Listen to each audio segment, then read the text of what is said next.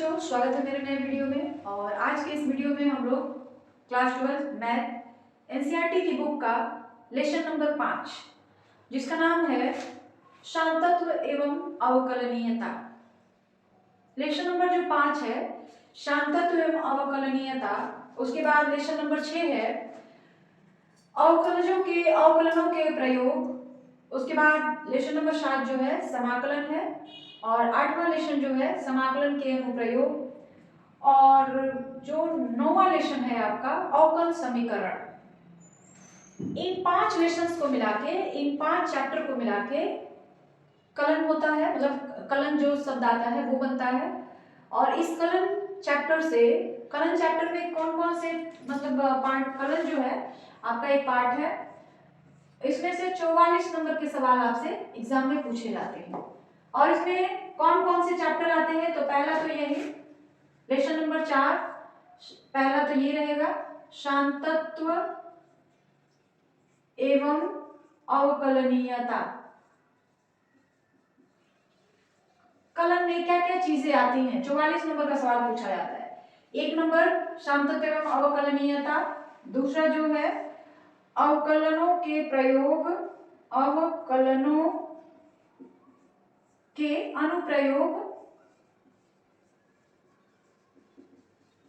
अनुप्रयोग, उसके बाद तीसरा जो चैप्टर है वो है समाकलन,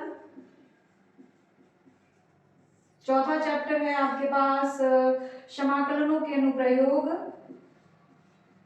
समाकलनों के अनुप्रयोग, और 5वां जो चैप्टर है वो है अवकल समीकरण, अवकल समीकरण। ठीक है, अगर आपकी बुक की बात करी जाए तो यह जो है लेसन नंबर 5 है, यह लेसन नंबर 6, लेसन नंबर 7, 8 और 9 ये कलन में आते हैं। ये 5 चैप्टर जो है कलन में आते हैं और आपका जो कलन है उससे 44 नंबर के सवाल पूछे जाते हैं। यानी अब ये फिक्स नहीं है कि किस चैप्टर से कितने नंबर के सवाल पूछे जाएंगे, लेकिन हाँ ये फिक्स है कि इन 5 चैप्टरों को मिला के आपके 44 नंबर के सवाल बनेंगे।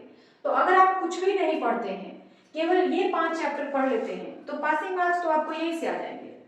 पूरी बुक छोड़ दीजिए और ये 5 लेसन अगर आप पढ़ लेते हैं ईमानदारी से अच्छे से, तो पासिंग नंबर आपको यहीं से मिल जाएगा। लेकिन बेटा दौर ये है कि पासिंग नंबर लाने से कुछ होगा नहीं, परसेंटेज आपको लाना पड़ेगा। बढ़िया परसेंटेज लाओगे तभी आगे की पढ़ाई आपको अच्छे तरीके से कंटिन्यू रख पाओगे।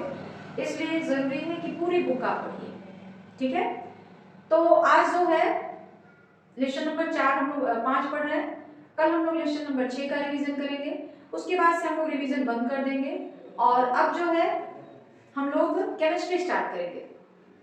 केमिस्ट्री हालांकि आप लोगों को मैं नहीं पढ़ा पाई, लेट हो गया था हमारा, लेकिन जो अगला न्यू बैच है 12th का, उन लोगों के लिए कल से मैं केमिस्ट्री का न्यू बैच शुरू करूंगी और उसको आप लोग जरूर देखिए। ठीक है, तो चलिए स्टार्ट करते हैं हम लोग लेसन नंबर 5 शांतत्व एवं अवकलनीयता।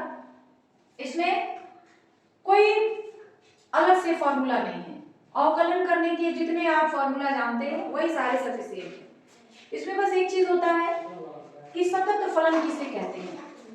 सतत फलन वह फलन होता है, देखिए कोई भी फलन सतत कहलाता है यदि बाएं पक्ष की सीमा, दाएं पक्ष की सीमा तथा फलन का मान c पर, c क्या है, कोई भी कांस्टेंट है, कोई भी नंबर है, तो कोई भी फलन दिया है सतत है कि नहीं, इसको जानने के लिए हमको क्या करना पड़ेगा, कोई एक नंबर दिया रहेगा, उस पर हमको फलन का मान निकालना है और फिर उस फलन का दायां पक्ष निकालना है, दाएं पक्ष की सीमा निकालनी है, बाएं पक्ष की सीमा निकालनी है। कैसे हम निकालेंगे इसको हम एक एग्जांपल के द्वारा समझेंगे। ठीक है, तो अगर ये तीनों बराबर आ जाते हैं तो हमारा फलन जो है सतत है, और अगर तीनों का मान बराबर नहीं आता है तो फलन जो है हमारा सतत नहीं है। इस चैप्टर में बस आपको यही चीज पढ़ना है कि फलन जो है सतत है या नहीं है। कोई बिंदु दिया गया है, उस बिंदु पर आपको चेक करना है कि फलन सतत है या नहीं। ठीक है, तो आपको करना कुछ नहीं है, उस बिंदु को फलन में x की जगह पे रख देंगे, उसका मान निकाल लेंगे, फिर बाएं पक्ष की सीमा निकालेंगे, दाएं पक्ष की सीमा निकालेंगे और देखेंगे कि अगर तीनों का मान बराबर आ रहा है तो फलन सतत कहलाएगा, वरना सतत नहीं। ठीक है, प्रत्येक अवकलनीय फलन जो होता है सतत होता है। अब जो सतत फलन होते हैं उसके क्या क्या गुण होते हैं, तो दो सतत फलन अगर f और g है तो उन दोनों का योगफल, दोनों का घटाना, दोनों का गुणनफल और दोनों का भागफल, यह जो होता है, ये दोनों का भागफल, यह जो होता है सतत होता है। लेकिन कब? यदि दोनों फलन f और g अलग अलग सतत हो तब। ठीक है, उन दोनों फलनों को जोड़ दीजिए, घटा दीजिए, गुणा कर दीजिए, भाग कर दीजिए किसी बिंदु c पर, तो वह जो जो आते हैं जोड़ने के बाद, भाग करने के बाद, गुणा करने के बाद और घटाने के बाद, वह भी एक सतत फलन आता है। ठीक है, उसके बाद तीसरी बात हम लोग पढ़ेंगे कि फलन f का अवकलज, फलन f के अवकलज को किस तरह परिभाषित करते हैं। तो फलन f के अवकलज को f डैश x द्वारा परिभाषित किया जाता है और f डैश x बराबर होता है limit h tends to 0 f x plus h minus F X by H. ठीक है, लास्ट में हम लोग क्या कर देते हैं, h की जगह पे 0 रख देते हैं और फलन का मान निकाल देते हैं। उसके बाद श्रृंखला नियम क्या है, यदि दो फलन u और v एक दूसरे से संयोजित हैं, जहां पे ux बराबर t है, तो v जो है वो t का फलन है। ठीक है, तो हम df बटा dx निकालते हैं, तो कैसे निकालेंगे, dv बाई dt, फिर dt by dx, dt dt cancel हो जाएगा, dv बाई dx बच जाएगा। ठीक है, उसके बाद चरघातांकी फलन क्या होता है, तो कोई भी फलन यदि y is equal to b to the power x, b का मान यहाँ कुछ भी हो सकता है, के रूप में दिया हो, तो वह जो फलन होता है सतत कहलाता है। ठीक है, तो इसमें कुछ फॉर्मूले नहीं है, फिक्स फॉर्मूले नहीं है जिसको आपको याद रखने पड़ेंगे। जितना फॉर्मूला आप लोग जानते हैं, अवकलन के सारे फॉर्मूले आपको आने चाहिए, तो आपका जो इस चैप्टर के सवाल है वो सारे बन जाएंगे। अवकलन के जितने भी फॉर्मूले हैं वो सारा हमने एक जगह इकट्ठा करके आपको लिखवा दिया है। जब हम लोग पहले डिस्कशन कर रहे थे इस चैप्टर पे, तो हमने पहले यही किया था कि सारा फॉर्मूला इकट्ठा एट अ ग्लांस हमने लिखवाया था। तो अगर आपको फॉर्मूले नहीं याद है बेटा, तो अवकलन के एक भी सवाल आप कर नहीं पाएंगे। इसलिए जरूरी है कि पहले आप सारे उन फॉर्मूलों को देख लीजिए, एक बार याद कर लीजिए, तभी हो पाएगा। ठीक है, तो ये सारा सतत और अवकलनीयता के बारे में था, जो भी इंपॉर्टेंट डिफिनेशन थे वो थे। अब हम लोग इस पर सवाल को देखेंगे, सवाल के साथ जब समझेंगे तो चीजें और भी आसान हो जाएंगी। ठीक है, चलिए तब आगे बढ़ा जाए। हम लोग एक और सवाल को एक सवाल करेंगे, और यह सवाल जो है 2020 में पूछा गया है, और उसमें यही चेक करना है कि यह फलन जो है x इज इक्वल टू 0 पर सतत है या नहीं है। हमने अभी बताया है कि फलन का 3 मान आप निकालेंगे, एक बार जो बिंदु दिया हुआ है c उस पर, एक बार बायां पक्ष की सीमा, एक बार दायां पक्ष की सीमा। अगर तीनों के मान बराबर हो गए तो फलन जो है सतत है, वरना फलन सतत नहीं है। तो चलिए चेक करते हैं।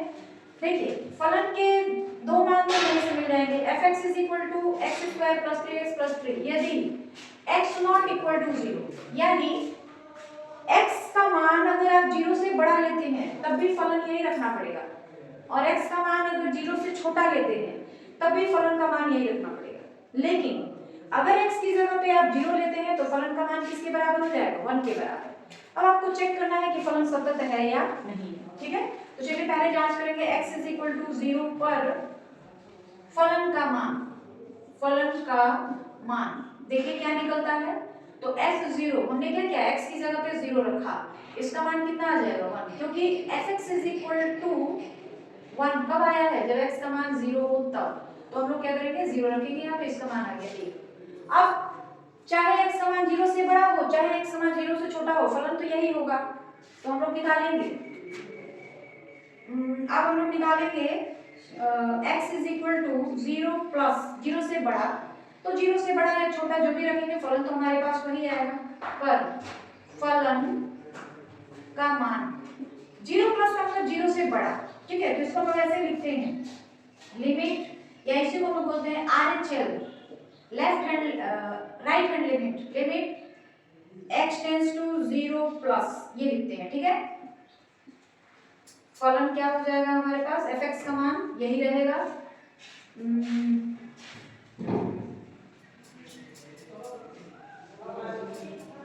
x square plus 3x plus 3। ठीक है, चाहे x का मान 0 से छोटा रखिए चाहे बड़ा रखिए, तो ये हो जाएगा limit x tends to 0 plus is equal to, यहाँ पे हम लोग 0 प्लस का मतलब 0 ही रखना है, limit x tends to 0 plus x square plus 3x plus 3, मतलब x की जगह 0 रख लेना है, तो कितना मान आ जाएगा 3, और 0 माइनस रखेंगे तभी भी 3 आ जाएगा।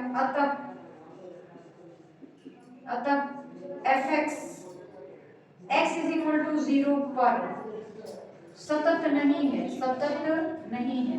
3 बार मान निकाला जाता है, लेकिन हमने 2 ही बार निकाला, इसलिए कि 0 प्लस पे भी यही मान आएगा और LHL जो होगा 0 माइनस उसका भी मान यही होगा। चाहे तो आप ऐसे भी लिख सकते हैं तथा LHL मतलब लेफ्ट हैंड लिमिट उसका भी मान 3 ही आएगा। ठीक है, आप चाहे तो निकाल कर देख लीजिए, यानी x = 0 माइनस पर फलन का मान, आप चाहे जितना लिखिए चाहे तो मत लिखिए, फलन का मान क्या हो जाएगा, बिल्कुल ये लिखना है, limit x tends to 0 minus फलन का मान यही रहेगा x² + 3x + 3, limit x tends to 0 minus is equal to limit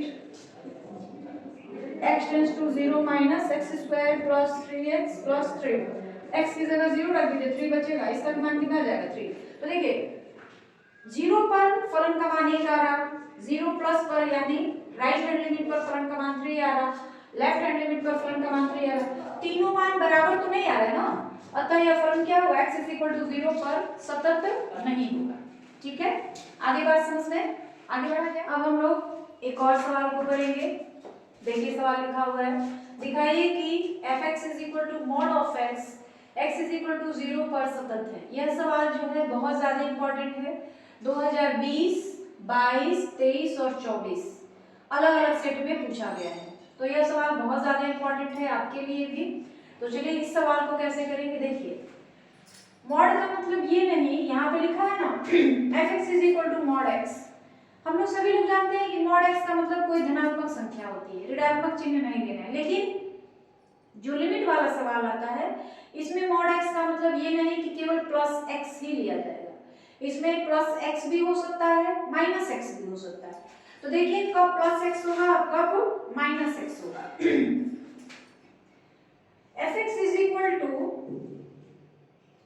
x लेंगे जब x > 0 रहेगा और माइनस x लेंगे जब x < 0 रहेगा, यानी हमको x = 0 पर सतत की जांच करनी है, सांततता की जांच करनी है, तो हम लोग left hand limit, right hand limit यानी बायां पक्ष सीमा, दायां पक्ष सीमा और x = 0 पर फलन का मान निकाल लेंगे। देखेंगे क्या तीनों बराबर आ रहा है, अगर तीनों बराबर आ गया तो फलन सतत है, बराबर नहीं आया तो फलन असतत है। तो चलिए स्टार्ट करते हैं। देखिए x = 0 पर फलन का मान,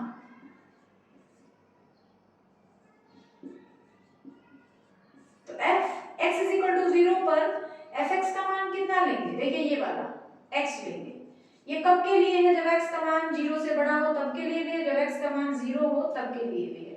तो f0 आ गया 0। अब x = 0 प्लस यानी इसी को हम लोग कहते हैं RHL, 0 प्लस पर फलन का मान, फलन का मान तो क्या हो जाएगा, limit x tends to 0 fx, तो देखिए लिमिट x टेंड्स टू 0 या आप 0 प्लस रख लीजिए, तो 0 प्लस h भी रख सकते हैं, fx की जगह पे हम लोग क्या लेंगे, यही लेंगे x।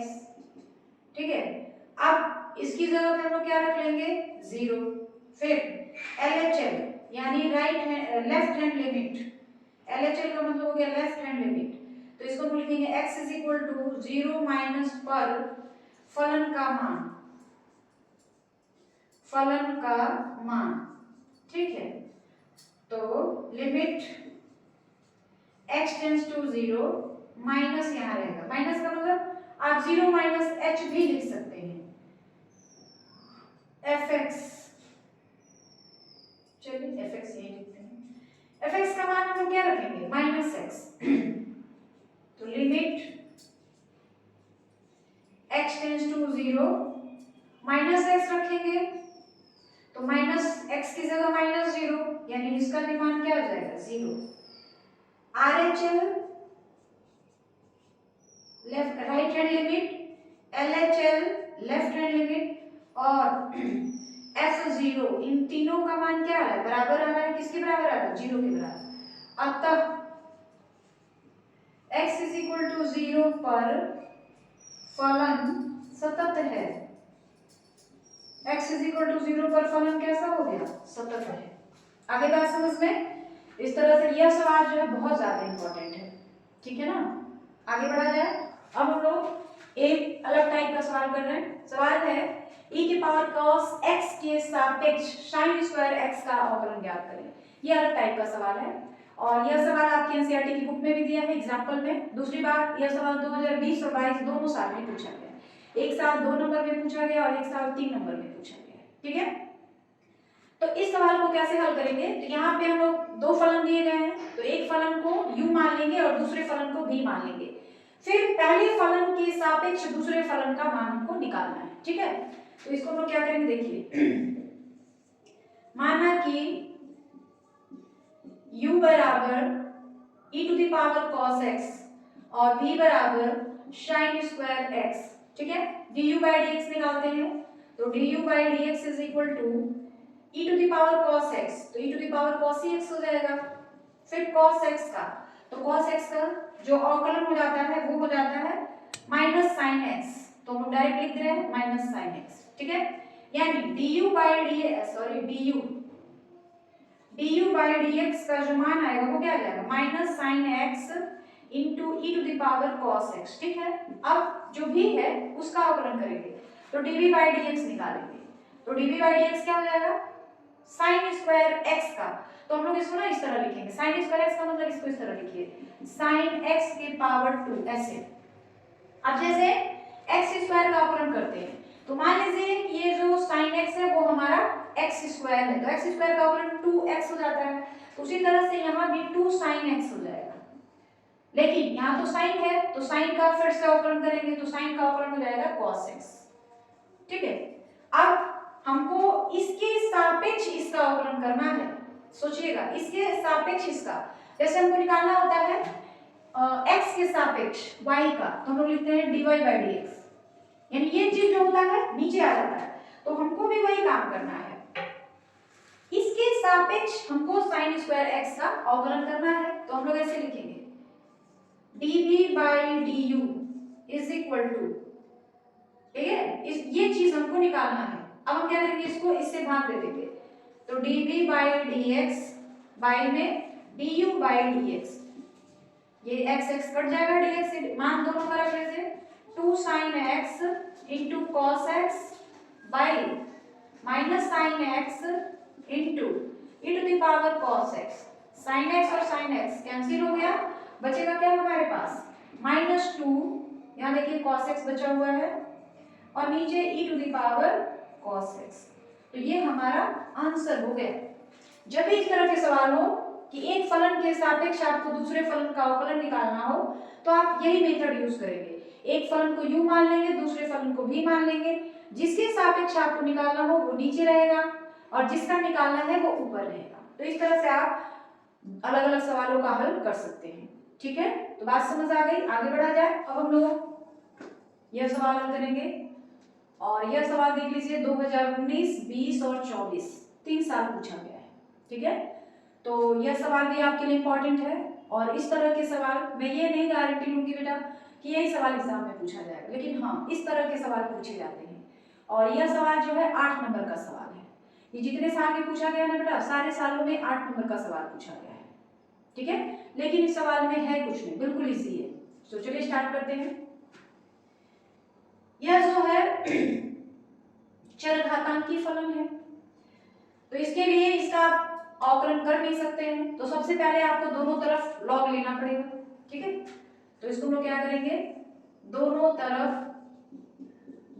तरफ लॉग लेने पर, लॉग या लघु गुणक भी कहते हैं हम लोग, लेने पर दोनों तरफ लॉग लेंगे तो क्या हो जाएगा, y log x minus is equal to x minus Y log, अच्छा पहले लॉग ले लें, log x के पावर y log e के पावर x माइनस वाई, ठीक है। y आगे आ जाएगा log x is equal to, इसको भी आगे कर लीजिए, ये जाएगा log e, ठीक है।